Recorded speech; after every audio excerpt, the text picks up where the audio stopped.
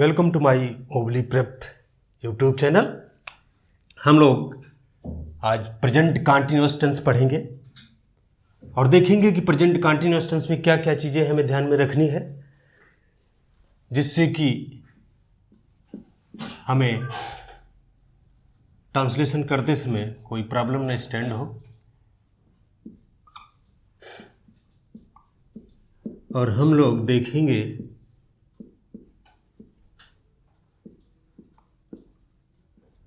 और ये भी ध्यान रखना कि कॉन्टिन्यूअस होता है, कॉन्टिन्यूअस नहीं होता है। लोग कॉन्टिन्यूअस कहते हैं, कॉन्टिन्यूअस इसकी स्पेलिंग यही होती है।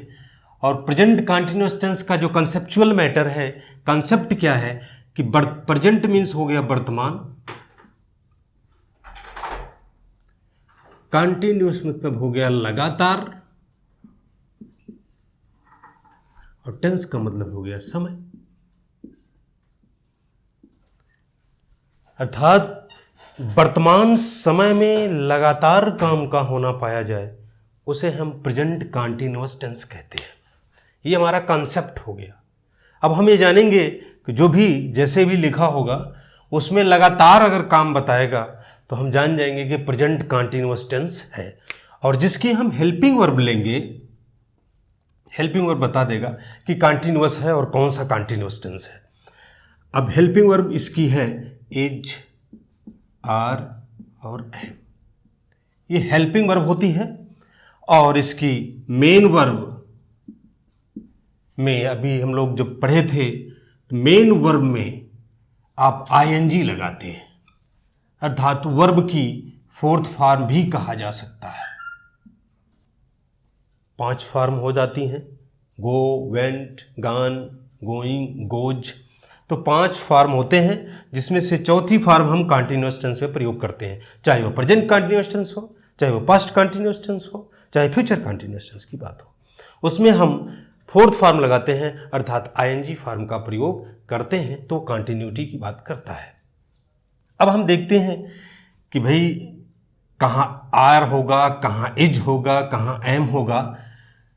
तो इज का प्रयोग यदि एक वचन है तो इज का प्रयोग, बहुवचन करता है तो आर का प्रयोग, और एम के साथ केवल आई का प्रयोग ही किया जाता है। एम भी सिंगुलर होता है, एमी शब्द से बना हुआ है, जो कि हम इसे एम आई के साथ लगाते हैं, बाकी किसी के साथ हम एम का प्रयोग नहीं करते हैं।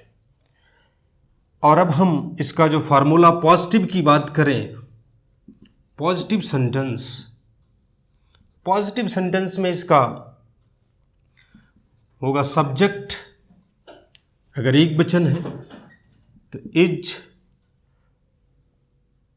बहुवचन है तो आर, और आई है तो एम, प्लस वर्ब की फोर्थ फॉर्म और प्लस ऑब्जेक्ट की बात करते हैं। ये हो गया। नेगेटिव में, नेगेटिव सेंटेंस में हम देखते हैं तो सब्जेक्ट प्लस यही हेल्पिंग वर्ब, यही लिख देते हैं हेल्पिंग वर्ब प्लस वर्ब की फोर्थ फॉर्म नेगेटिव है, plus not, and after this verb की fourth form and object. Object हो या ना हो लेकिन इतना मस्ट है। इंट्रोगेटिव, इंटेरोगेटिव, ये हमेशा ध्यान रखना, इसकी स्पेलिंग भी पूछी जाती है हमारे कई एग्जाम में। इंटेरोगेटिव होता है, इंट्रोगेटिव नहीं होता है। डबल आर का प्रयोग किया जाता है और डबल आर के पहले ए का प्रयोग होता है। ये हमेशा ध्यान रखिएगा इसकी स्पेलिंग। इंट्रोगेटिव में हम हेल्पिंग वर्ब को पहले लिख देते हैं यदि क्या शब्द कर्ता के पहले है। कभी भी अगर क्या शब्द कर्ता के पहले है तो हम क्या शब्द एज हेल्पिंग वर्ब लगाते हैं, हेल्पिंग वर्ब चाहे जो भी हो, हेल्पिंग वर्ब प्लस इसके बाद सब्जेक्ट का प्रयोग करते हैं, एंड आफ्टर दिस वर्ब की फोर्थ फॉर्म लगाते हैं एंड ऑब्जेक्ट का प्रयोग करते हैं। अब इंट्रोगेटिव प्लस नेगेटिव की बात आई, plus negative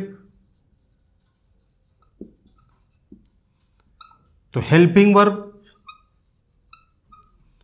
plus subject plus verb की plus subject plus not plus verb की फोर्थ फॉर्म प्लस ऑब्जेक्ट। ये तो इंट्रोगेटिव का हेल्पिंग वर्ब से नेगेटिव एंड इंट्रोगेटिव प्लस की बात हो गई। एंड WH वर्ड से स्टार्ट होने वाले को WH लिखते हैं plus helping verb plus verb की fourth form plus object plus subject verb की फोर्थ फॉर्म प्लस ऑब्जेक्ट। ये हो गया। फिर WH word plus helping verb plus subject plus not plus verb की फोर्थ फॉर्म प्लस ऑब्जेक्ट। ये हमारा formula हो गया WH वर्ड्स। कब, क्यों, कैसे, कहाँ, ये सब हमारा WH से स्टार्ट होता है। और क्या से आ जाए, फॉर एग्जाम्पल देखा जाए कि क्या तुम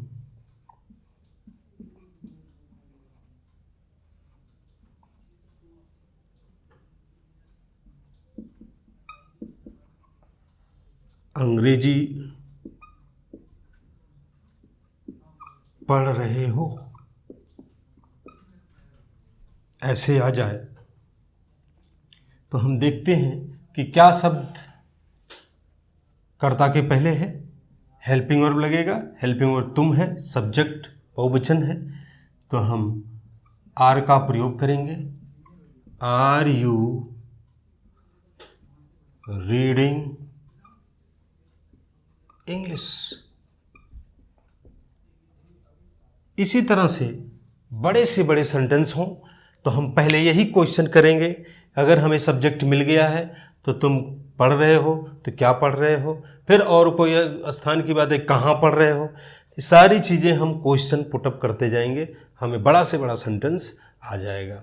हमारी यही हेल्पिंग वर्ब है, is, are, am, present continuous tense. यही इतने फार्मूला पॉजिटिव, नेगेटिव और इंट्रोगेटिव नेगेटिव का प्रयोग किया जाता है। और इसमें कुछ चीज़ें जैसे हम प्रयोग करते हैं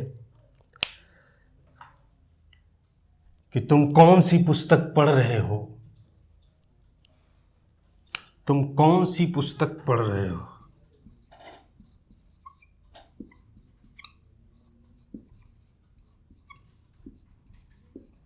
पुस्तक पढ़ रहे हो।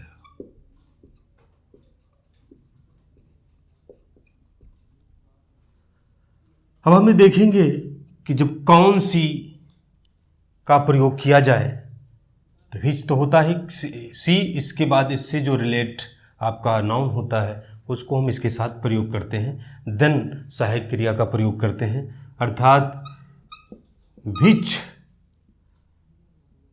बुक, ये हो गया कौन सी, इससे ये रिलेट होता है। कौन सी बुक पढ़ रहे हो। अब सहायक क्रिया का प्रयोग विच बुक है, आर यू रीडिंग, कौन सी पुस्तक तुम पढ़ रहे हो। इस तरह के अगर आए तो हम इस विच और उसके बाद रिलेट, उससे जो सब्जेक्ट होता है, नाउन होता है, उसके बाद हम सहायक क्रिया का प्रयोग करते हैं। ये हमेशा ध्यान रहे। ये प्रेजेंट कंटीन्यूअस टेंस हम लोगों का यहाँ समाप्त हुआ। इतना ही हमें ध्यान देना है कि जा रहा है कैसे लगता है, और ये फार्मूला याद रहे। बस इतना ही हमारे एग्ज़ाम में, चाहे SSC चाहे बैंक कोई भी हो, इसी से रिलेट हमारा क्वेश्चन पुटअप किया जाता है। बाकी अगले हम लोग टॉपिक में पढ़ेंगे कि किस तरह से प्रयोग आता है, आपके एग्ज़ाम में पूछा जाता है। वो सब हम लोग बेसिक कंसेप्ट की बात कर रहे हैं कि what is present continuous tense, and after this all these things related questions asking in the examination, broad examinations, अब इतने के बाद हम लोग दूसरे पार्ट में हम लोग पढ़ेंगे। धन्यवाद।